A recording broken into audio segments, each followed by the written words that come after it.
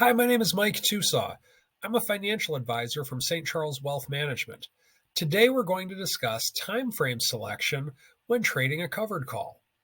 Now, if you're watching this, hopefully you've already watched our video on strike price selection for selecting a covered call. If you have not, I would suggest that you watch that first. We are going to teach under the assumption that your strike price selection has already been done. The first thing that needs to be said about time frame selection for a covered call is that you need to have your time frame selection for the stock managed and thought out before you can select a time frame for a covered call. Do you believe that the stock is going to make its move or not make its move, after all this is a covered call, within 1 year, 1 month, 1 week? What is your time frame selection?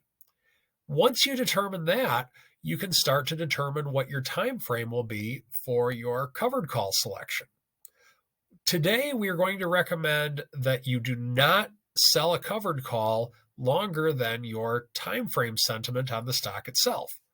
For example, if you want to hold the stock for 6 months, we recommend for today that you do not sell a covered call longer than 6 months.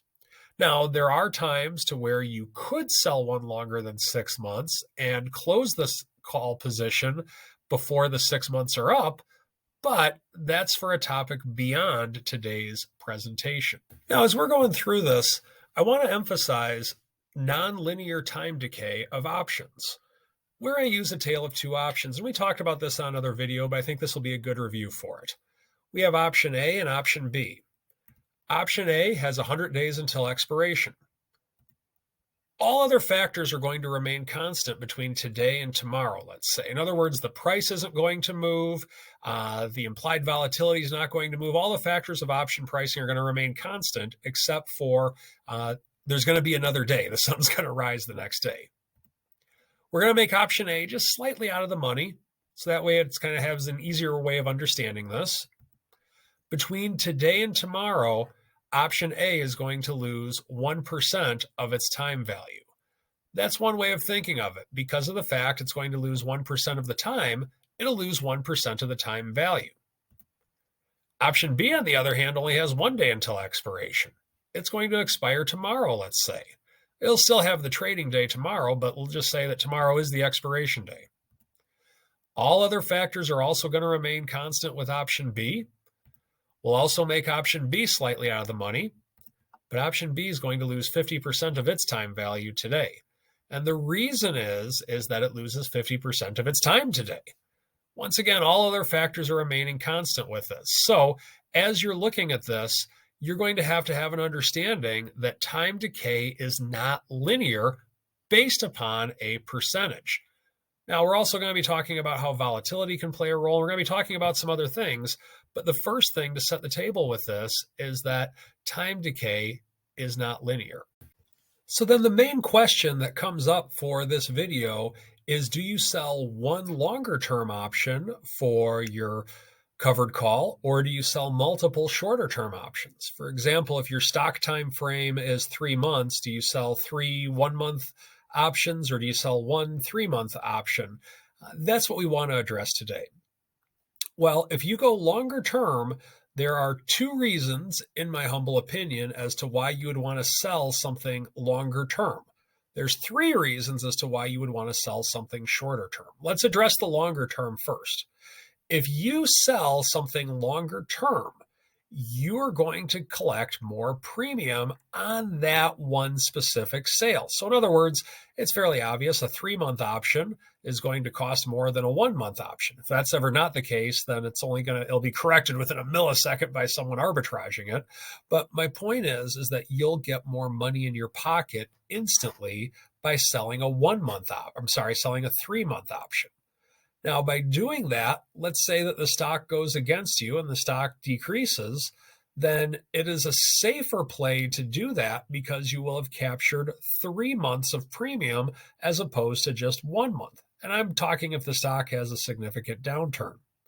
Now, the second reason with which to sell a longer term option, in my opinion, is that you believe implied volatility, or I should say the price of options, is going to go lower.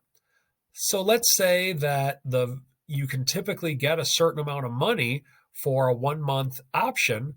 If you believe that the value or the amount of money that you'll get is going to be significantly less the next month, then I think it would make more sense to sell a longer term option as opposed to a shorter term option, because you're going to lock in that longer term pricing.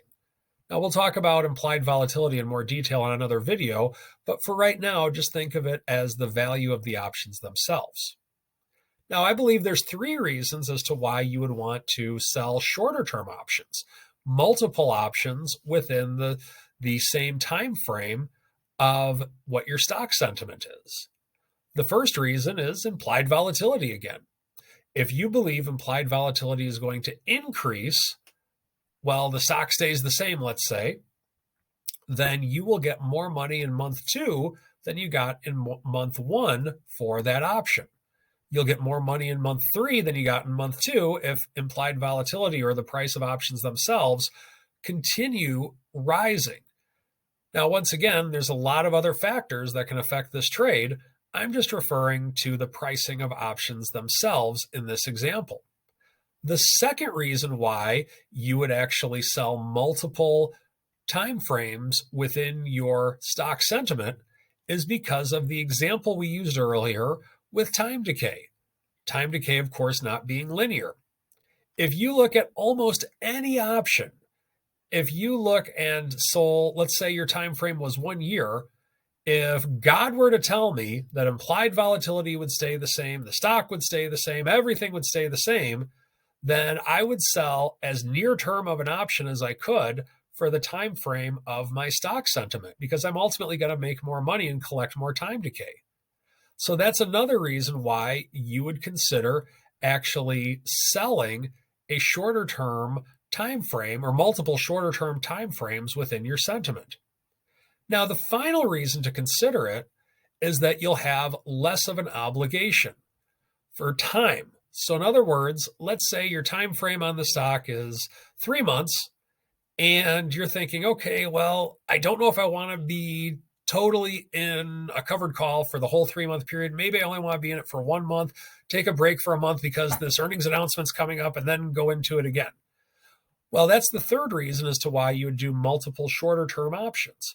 It's because you'll have a lesser time obligation. Whenever you sell a covered call, you're obligating yourself to hold that stock position and sell the stock at the price that you are asked to sell it, which is the strike price. When you sell shorter term options, you could have less of a time obligation when doing so. And finally, I do want to emphasize that there's no right or wrong answer in terms of doing long-term versus multiple shorter-term time frame selections when doing covered calls. I do both, and I've been doing this a long time. Sometimes I'm right, sometimes I'm wrong, just like anybody else for that matter. If you enjoyed this video today, please subscribe.